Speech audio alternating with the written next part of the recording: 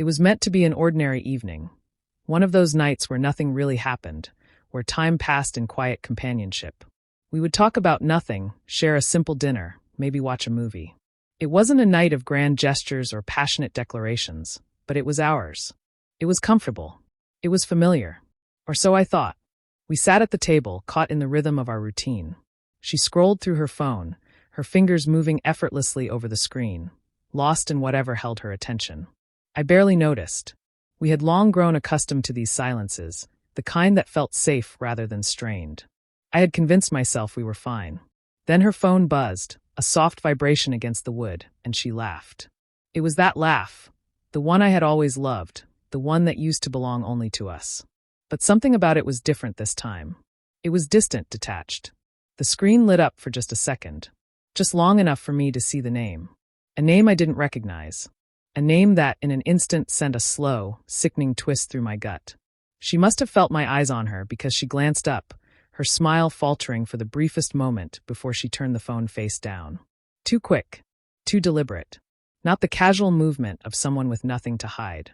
"Just a friend," she said, her voice too light, too easy.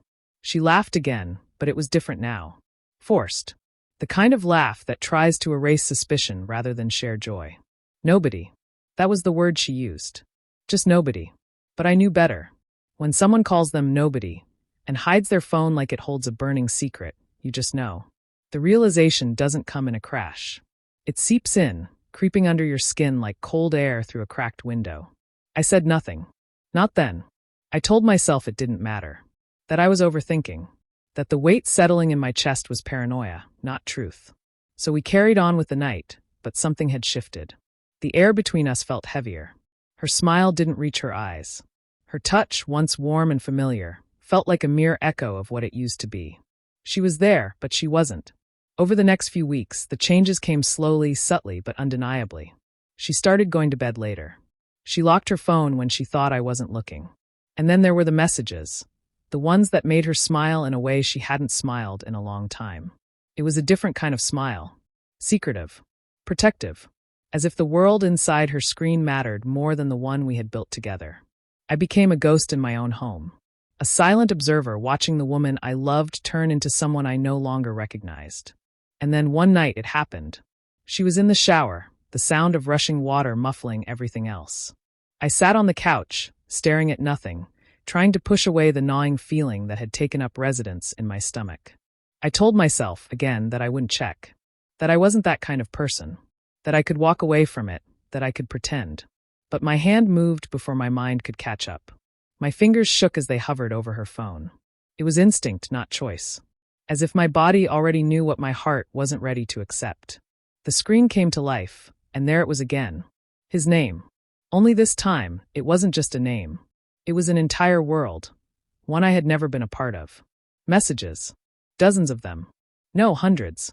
Conversations filled with inside jokes, shared secrets, laughter. Plans made in whispers, in stolen moments. Pictures. Memories that should have been ours but belonged to someone else. I wasn't just looking at texts. I was looking at the quiet, methodical replacement of myself. Piece by piece, moment by moment, she had erased me from her life without a single word. And I, blind and trusting, had let it happen. I didn't wait for the water to stop running. I didn't wait for her to step out, for her to find me standing there with her phone in my shaking hands. Because in that moment I knew. I had already been erased. I didn't need to hear the lies. I didn't need the carefully woven excuses, the desperate performance of regret. There was nothing left to salvage, nothing left to mend. So I stood, walked into the closet, and grabbed my bag. I took only what I needed. And then, just like that, I left. No goodbye. No note. No last words. Only silence. She never thought I'd actually do it. She had believed, somehow, that love would make me stay. But she didn't know me anymore. The days that followed blurred together. I checked into a cheap hotel, a place where the sheets smelled of industrial detergent and the air hummed with the distant noise of strangers living their own stories. My phone lit up constantly, her name appearing again and again, pleading, demanding, unraveling. "Where are you? Talk to me. This isn't fair. I can explain." But there was nothing left to explain. She had made her choice, and now I had made mine. One by one, I erased the pieces of her. I blocked her number. Deleted every picture. Unfollowed. Unfriended. Removed every trace of her from my world. But erasure is a lie we tell ourselves. You don't truly delete someone you once loved. You only lower the volume of their memory, dimming it until it becomes background noise. A ghost that lingers in the quiet. I moved into a small apartment, a new space, a new start. I unpacked slowly, deliberately, building a life that no longer had room for her. And yet, some nights, I still woke up reaching for her. A cruel habit. A muscle memory of love that hadn't yet faded. The ache softened over time. The silence, once deafening, became peaceful.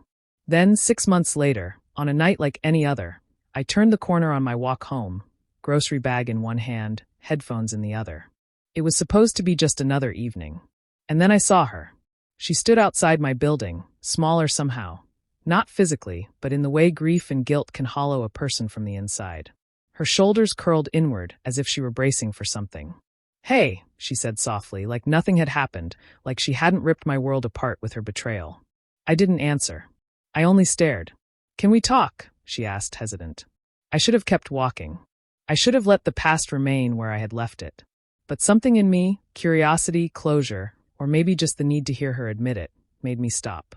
We found a small cafe down the block. One she had never been to. It was my space now, untouched by the memories of us. She stirred her coffee absently, her fingers trembling slightly, but she never took a sip. When she finally spoke, her voice was barely above a whisper. "I never thought you'd really leave." That was her first mistake. She had mistaken my love for weakness. She had believed I would stay, no matter what. But love hadn't made me weak. It had made me strong enough to walk away. She tried to explain. She called it a mistake. Said she had been lost. Said it hadn't been serious. But mistakes don't stretch across months. Mistakes don't come with good morning texts and whispered laughter. Mistakes don't replace the man who shared your bed. She cried. Told me she missed me. That her life hadn't been the same since I left. For a brief second, I almost believed her. But then I remembered, regret doesn't erase betrayal. Guilt isn't love. "I don't need you to forgive me," she said. "I just needed you to know. I still think about us." I nodded, but inside I felt nothing. No pain. No anger. No longing. Just clarity. "You think about us," I said quietly. "But you didn't fight for us when it mattered." She had no answer. No argument. No defense. She only stood, waiting for me to say something. Anything that might open a door for her. But I had already said what mattered. So I rose from the table and walked away. Walked back into a life that no longer had space for someone who had once believed I would stay no matter how much she hurt me. Because if someone shows you what you mean to them, believe them. Don't wait for closure. Don't wait for apologies that arrive too late. Sometimes the strongest thing you can do is walk away when they least expect it, and never look back.